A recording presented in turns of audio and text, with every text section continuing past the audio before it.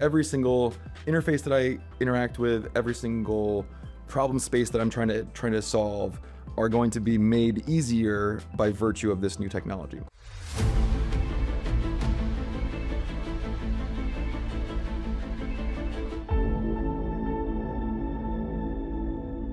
Boz, thanks for being here. Thanks for having me. Appreciate it. Okay, I want to jump right in. How are we all going to be consuming content 5 years from now and 10 years from now? 10 years, I feel pretty confident that we will have a lot more ways to bring content into our, view shed than just taking out our phone. I think augmented reality glasses obviously are a real possibility. I'm also hoping that we can do better for really engaging in immersive things. Right now, you have to travel to like the Sphere, which is great, but there's one of them, it's in Vegas, and it's kind of a trip. Are there better ways that we can have access to if we really want to be engaged in something, not just immersively, but also socially? So it's like, oh, I want to watch the game. I want to watch it with my dad. I want to feel like we're courtside. Sure, we can go and pay a lot for tickets. Is there a better way? I think there is. So 10 years, I feel really good about all these alternative like content delivery vehicles. 5 years is trickier. For example, I think the glasses, the smart glasses, the AI glasses, the display glasses that we'll have in 5 years will be good. Some of them will be super high end and pretty exceptional. Some of them will be like actually little and like just like kind of not even tremendously high resolution displays, but they will be like always available and on your face. Okay. I wouldn't be doing work there, but like if I'm just trying to grab simple content in moments between, it's pretty good for that.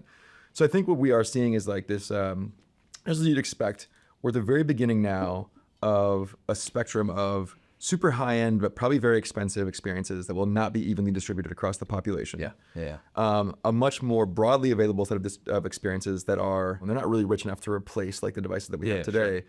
And then hopefully a continually growing number of people who are having experiences that really could not be had any other way today. That's what you're thinking about, what you could do with mixed reality and virtual reality. Yeah, okay. And then we're going to build up to a lot of that stuff. So throughout your career, I would say one of the observations I would have is you've been uniquely good at sort of piecing together various big technology shifts into new product experiences. So in the case of, Facebook early days for you, obviously you famously were part of the team that created the news feed. Yep. And that's a combination of, social experience, social media, a mobile experience, and applying your like old school, AI that's right. to it. The old school AI. Yeah, exactly. But that's pretty cool. And like, a lot of times these trends, like they kind of come in bunches and then that's what creates the breakthrough products. So maybe take that and apply it to where we are today with the major trends that are in front of you. Yeah, I mean, let me say two things about this. The first one is I think if there was a thing that not me specifically, but I think me and my cohorts at Meta were really good at was like, we really immersed in like what the problem was. Like what were people trying to do? What do they want to do?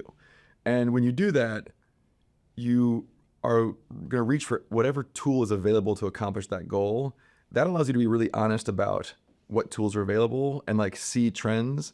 I think the more oriented you are towards the technology side, you get caught in like a wave of technology and you don't want to admit when that wave is over and you don't want to embrace the next wave. And you're building technology for technology's sake as opposed to like solving a product problem. But if you're embracing like what are the issues that people are like really going through in their life, and they don't have to be profound. I bring that up just because I think we're in this interesting moment where I think all of us have been through a phase where a lot of people wanted a new wave to be coming because it would have been advantageous to them. Yeah. But those things weren't solving problems that like regular people had. I think the reason we're so enthusiastic about the AI revolution that's happening right now is it really feels tangible. These are real problems that are being solved, and it's not solving every problem. It creates new problems. It's fine.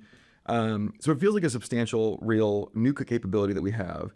And what's unusual about it is how broad-based it can be applied. And while it has these interesting downsides today on factuality and certainly compute and cost and inference, of course. Those types of trade-offs feel really solvable, and the domains that it applies to are really broad.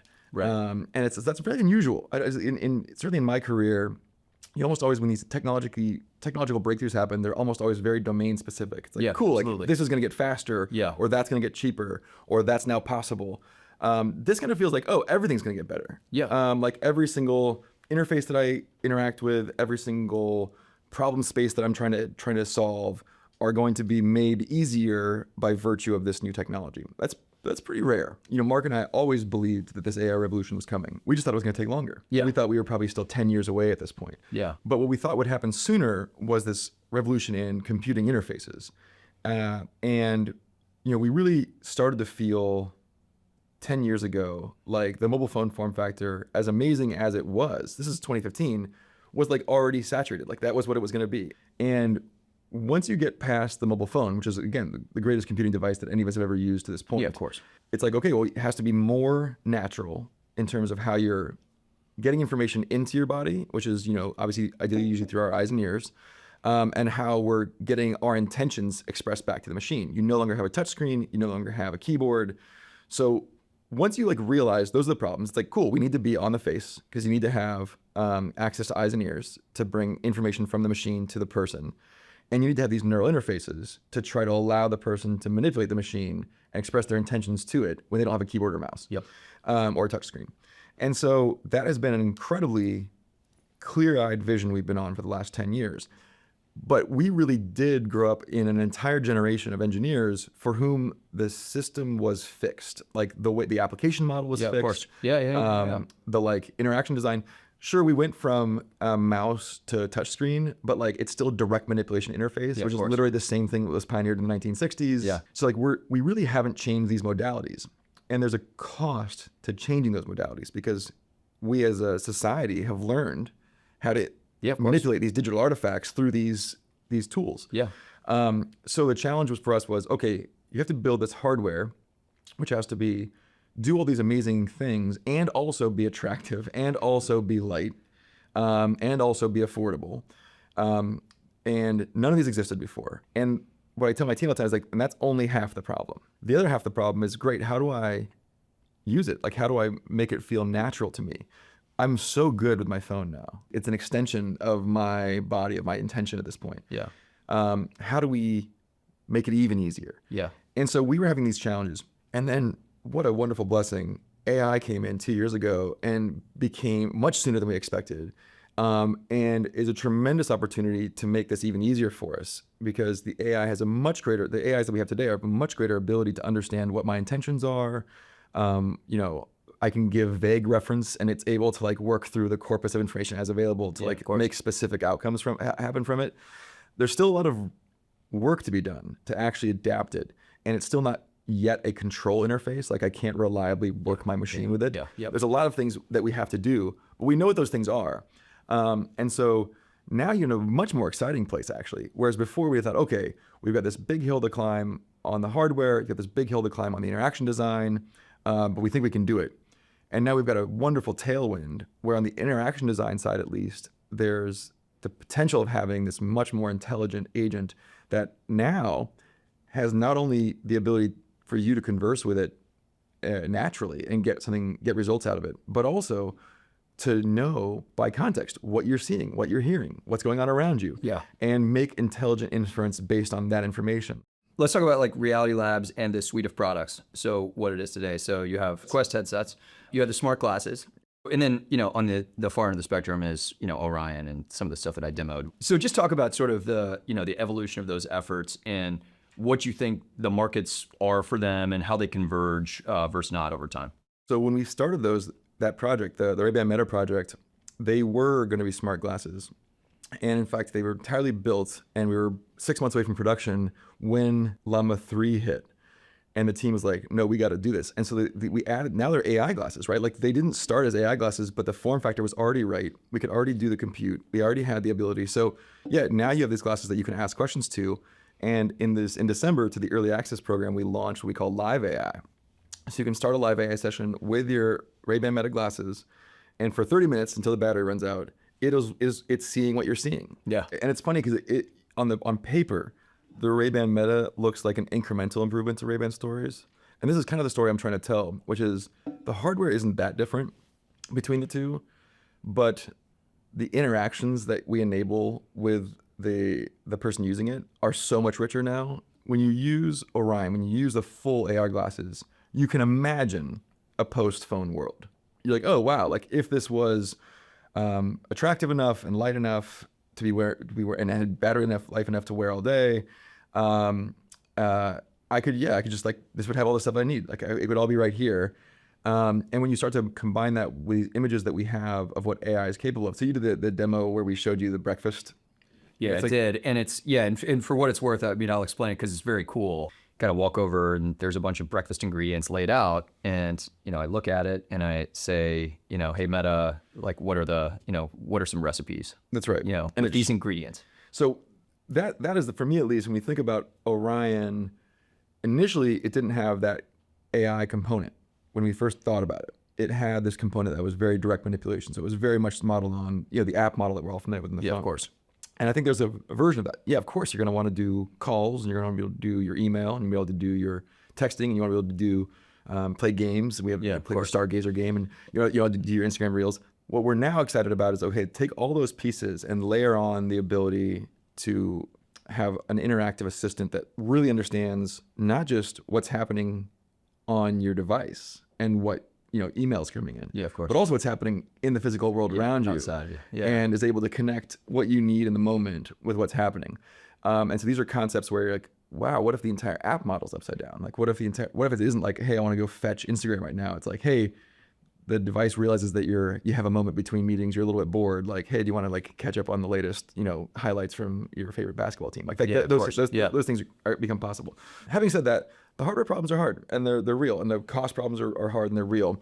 And you can't come for the king, you best not miss. The phone is an incredible centerpiece of our lives today. It's how I operate my home. It's how I use it in my car. I use it like for work. I use it for it's everywhere, right? Everywhere, And the world has adapted itself to the phone. So like, it's weird that my ice maker has a phone app, but it does. Like, I don't know. I'm not sure. It seemed excessive, but like, super painful. So somebody today who's like, I got to make an ice maker. Number one job, got to have an app. It's like a refrigerator. It's like the smart refrigerator. You're like, I don't need this. It's like, take it off me. I do think it's going to be a long, that's why I said, like, the 10-year view for me is, I think, much clearer. I think these things are going to be available, widely accepted, increasingly adopted.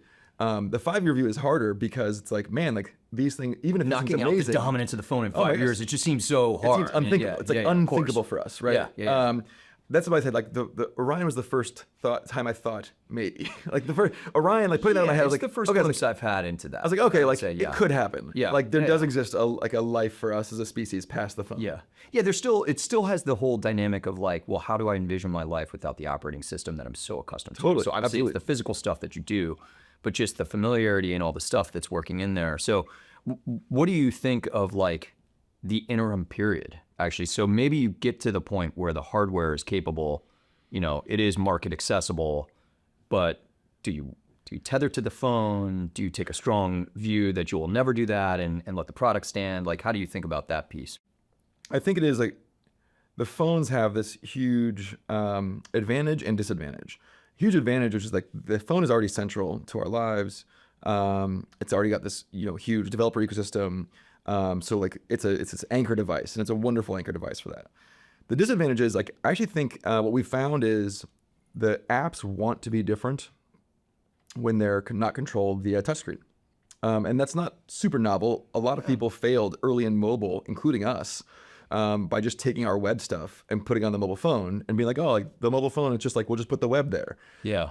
But because it wasn't native to what the phone was, and I mean everything from interaction design to the actual design to the layout to how it felt, like because we weren't doing phone native things, we were failing like with one of the most popular products in the history of the web. Yeah, it's like the major, like design field, like the skeuomorphic idea versus the native idea. Yeah, right?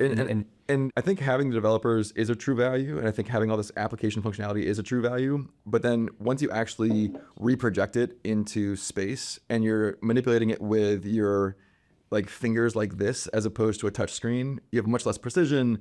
It doesn't respond to voice commands because there's no tools for that. Like there was no design integration for that. It also, so having a phone platform today feels like, wow, I've got this huge base to work from on the hardware side, but I've also actually got this kind of huge anchor to drag on the software side. Yeah. And so we're not opposed to these partnerships. And I think it'll be interesting to see once the hardware is a little bit more developed, how partners feel about it.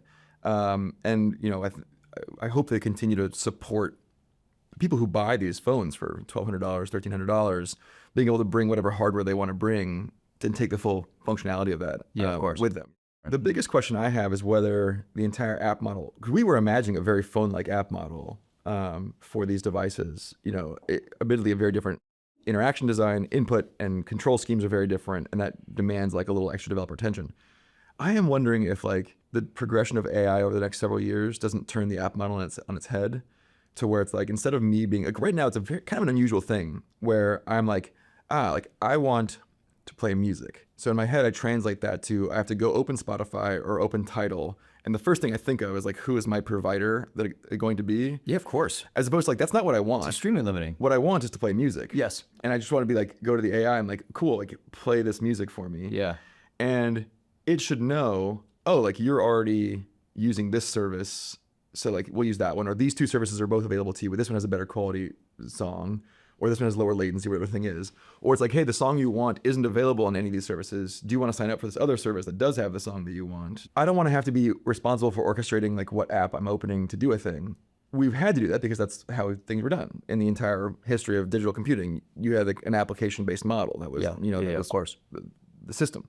So I do wonder how much AI inverts things. That's a pretty hot take. Yeah, that's a hot take. Inverts things, and that's not about wearables. That's not about anything. That's just like, even at the phone level, if you were building a phone today, would you build an app store the way you historically built an app store, or would you say like, hey, you as a consumer, express your intention, like express what you're trying to accomplish, and let's like see what we have. Let the system see what it can produce. To For do you. that. Yeah. But I do think if you were starting from scratch today, you probably wouldn't build this like app-centric world where I, as a consumer, I'm trying to solve a problem and first have to decide which of the providers I'm going to use to solve that problem. Yeah, of course. Yeah, that's fascinating. And again, I think it's a function of like where the capabilities are today, and I think where we have line of sight into orchestration capabilities. Because I'd say knowledge-wise, that is probably capable today. I think orchestration-wise, it's probably we're a little bit away. And then, of course, you got to build the developer ecosystem to develop on the platform, which is incredibly hard. That's the thing I want to see more focus on. That's the hardest piece, right? That's the hardest piece. Yeah. The stronger we get at agentic reasoning and capabilities, the more I can rely on my AI to do things in my absence. And at first, it will be knowledge work, of course. Like that's fine. But once you have a flow of consumers coming through here, what you're going to find is that they're going to have a bunch of dead ends. Yeah. Where they're going to ask the AI, hey, like, can you do this thing for me? And it's going to say like, no, I can't. That's the gold mine that you take to developers. And you're like, hey, I've got 100,000 people a day trying to use your app. This problem. Yeah. They're trying to use your app. Yeah. They don't know they are, Yeah. but they're trying to use their app. Look, here's the query stream. Like, here's what's coming through. And we're going to tell them no today. If you build these hooks, you got 100,000 people clamoring for coming something in today for your service. Yeah. And it's totally fine for our AI to go back and say like, hey, you got to pay for this. Like there's a guy who does this for you, but you got to pay for it. Yeah. And by the way, I'm not just talking about apps. I'm like, it's a plumber. It's like there's something of a marketplace here that I think emerges over time. So that's how I see it playing out. I don't see it playing out as like someone goes into a dark room and like comes up with this app platform. No. What's going to happen is there's going to become a query stream of people using AI to do things, and the AI will fail repeatedly in certain areas because that's a type of functionality that is currently behind some kind of an app wall, and there's no or it hasn't been built native to whatever the consumption mechanism. There's no bridge that's been built. Yeah. And everyone wants to build the bridges. It's like, no, we're gonna it's gonna manipulate the pixels, and it's gonna manipulate. It's like, fine, it can do those things. I'm not saying like the AI can't cross those boundaries, but I think over time, if that becomes the primary interface for humans interacting with software, as opposed to the like pick from the garden of applications. Yeah, I got it. Yeah, that makes a ton of sense. That's a very alluring end state, just as a consumer, right? Yeah, it's messy, and I think it creates these very exciting marketplaces for functionality inside the AI. It abstracts away a lot of companies' brand names, which I think is going to be very hard for an entire generation of brands. Yeah. Like the fact that I don't care if it's being played on one of these two music services that's hard for those music services who like really want me to care. Yeah. And like they want me to have a stronger opinion about it. Yeah. And like, they want me to have an attachment. Yeah. I don't want to have an attachment. There are some things where you may value the attachment and you know whatever. Yeah, in the world where I'm like, hey, there's an app garden and these two are competing for my eyeballs, the brand that they've built is the hugely valuable asset. In the world where I just care if the song gets played and sounds good, a different set of priorities are important. I think that's net positive because what matters now is performance on the job being asked. Actual product experience. And value and price for performance matters a lot. Yeah. I think a lot of companies won't love that. Well, abstracting away, that's like effectively abstracting away margin pools, which is like, It puts a lot more pressure on us trusting the AI or the distributor of the AI. Right. So insofar as I'm floating between different companies that are each providing AIs, like the degree to which I trust them to not be bought and paid for in the back end. So hey, they're not giving me the best experience or the best price for money. They're giving the one that gives them the most money. Yeah, of course. So it's the experience of Google search today, right? It is a very different world. It's a very different world. It is a very different world. But you can actually see inklings of it today, right? Yeah. So, certain companies are willing to work with the new AI providers in, agentic task completion. Yeah. And then they're like, well, actually, wait a minute. Like, I don't just want the bots executing this stuff. Like, I want the humans coming to me. I think I need that. Yeah, right. That's like, it's existential that I have this brand relationship directly with the demand side. Yeah. So yeah, that's potentially messy, but a bright future, and especially if we don't have to pay that like brand tax. Yeah, it'll be very messy.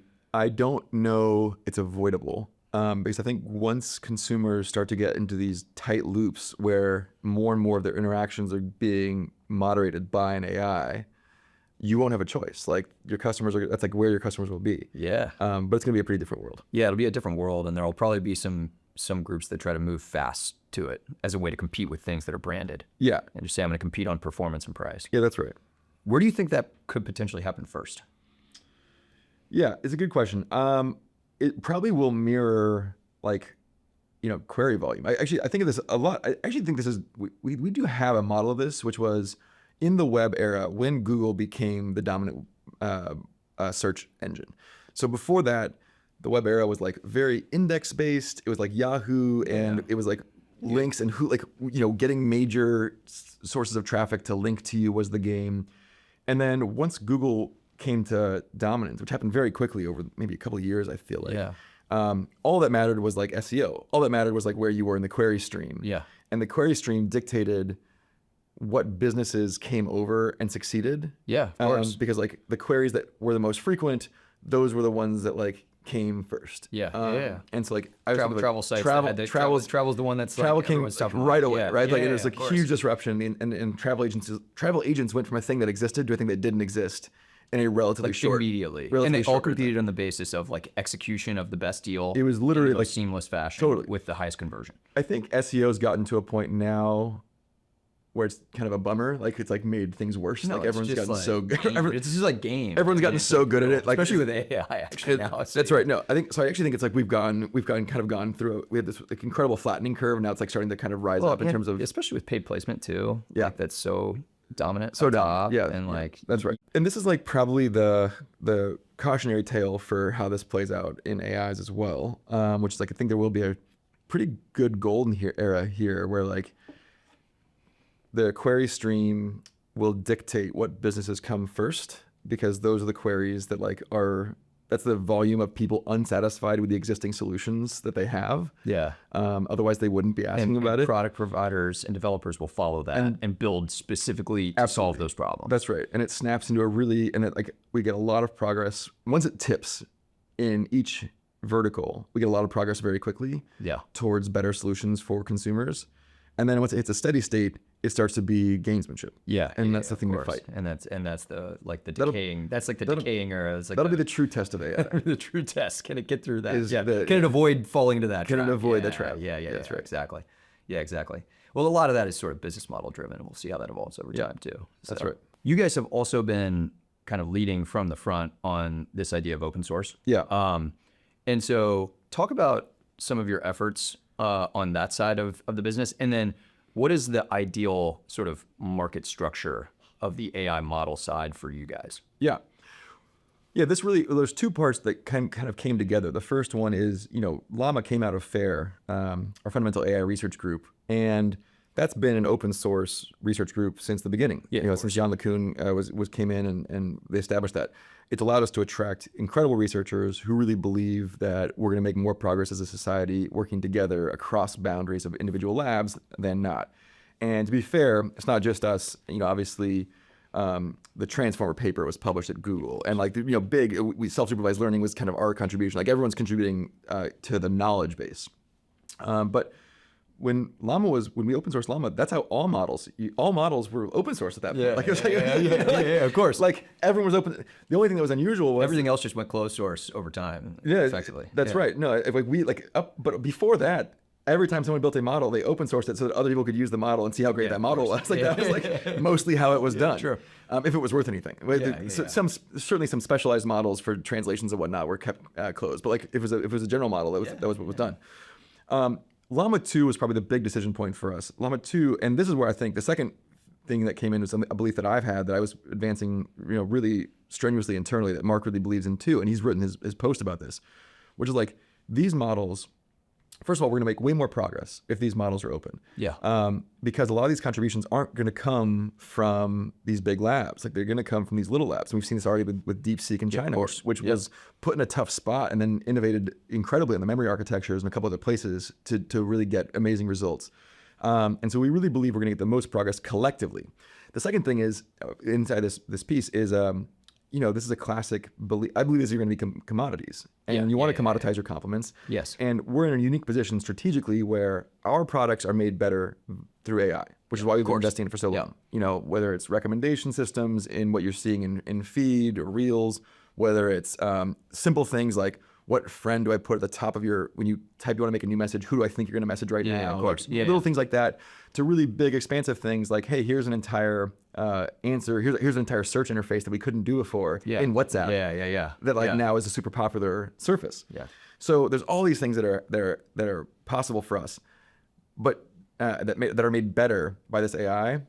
But nobody else having this AI can then build our products. Yeah, of course. There's the asymmetry works in our favor. Yeah, of course. And so for us, commoditizing your compliments is just good business sense, and making sure that there is a lot of competitively priced, if not almost free, models out there. Helps the entire industry, helps a bunch of small startups and academic labs, but also helps us. Yeah, you as the application provider are huge beneficiaries. So we're all super aligned on that. Business model alignment and industry. It's a strong alignment there. Yes. And it's so it comes from both this fundamental belief in how this kind of research should be done, and then it aligns perfectly with our business model, and so there's no conflict. Yeah, societal progress plus business model alignment. It's all together. It's all great. It's all going the same direction. Awesome. It's great. I want to shift gears to talking about the impediments to progress and what you think are kind of linear versus not. So, the risks to the overall vision that you articulated, obviously hardware, AI capabilities, vision capabilities and screens and all that, resolutions. We talked about the ecosystem and developers, huge, and sort of native products. So maybe just talk about what you see are kind of the linear path things and the things that may be harder or riskier. We have real invention risk. There exists risk that the things that we want to build, we don't have the capacity to build as a society, as a species yet. Yeah. And that's not a guarantee. I think we have windows to us. I think we're you've seen Orion, so it can be done. Yeah, it feels like it's a cost reduction exercise. It's a materials improvement exercise, but it can be done. There is still some invention risk. Far bigger than the invention risk, I think, is the adoption risk. Is it considered socially acceptable? Are people willing to learn a new modality? We all learned to type when we were kids at this point. Of course. We were born with phones in our hands at this point. Yeah. Are people willing to learn a new modality? Is it worth it to them?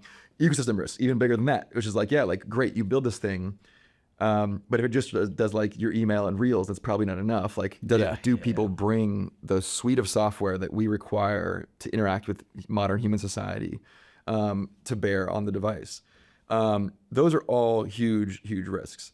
I will say the we feel pretty good about where we're getting on the hardware, on acceptability. We think we can do those things. Like that was not a guarantee before. I think with the Ray-Ban Meta glasses, we're feeling like, okay, we can get through the You feel like the acceptability. humans also? will accept Yeah. Okay. will accept that I'm using technology.